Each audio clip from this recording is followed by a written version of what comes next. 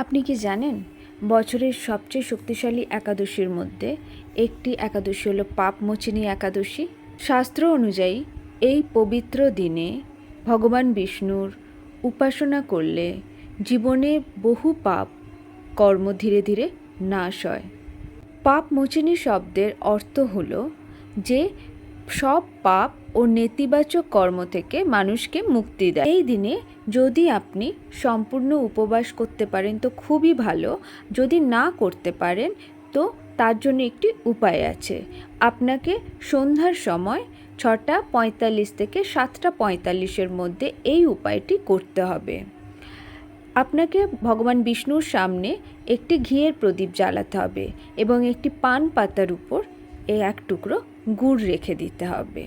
সেখানেই বসে আপনাকে একটি সাদা কাগজে কালো পেন দিয়ে আপনার জীবনের যত নেগেটিভ কর্ম সেগুলো লিখতে হবে। আপনি জ্ঞানত বা অজ্ঞানত মানুষকে যদি কোনো রকমভাবে কষ্ট দিয়ে থাকেন, কোনো পাপ হয়ে থাকে আপনার দিয়ে, সেই কর্মের জন্য আপনি ভগবান বিষ্ণুর কাছে ক্ষমা প্রার্থনা করবেন এবং সেখানেই বসে ওম বিষ্ণবেই নমঃ মন্ত্রটি তুলসীর মালায় 108 বার জপ করবেন। পরে এই কাগজটা আপনি জ্বালিয়ে কর্পূরে জ্বালিয়ে এটা পুড়িয়ে দেবেন, ছাইটা কোনো গাছের তলায় দিয়ে দেবেন। আর পরের দিন সকালে এই গুড় আর পান পাতাটা নিয়ে কোনো গরিব মানুষকে দান করে দেবেন অথবা কোনো গরুকে গোমাতাকে খাইয়ে দেবেন।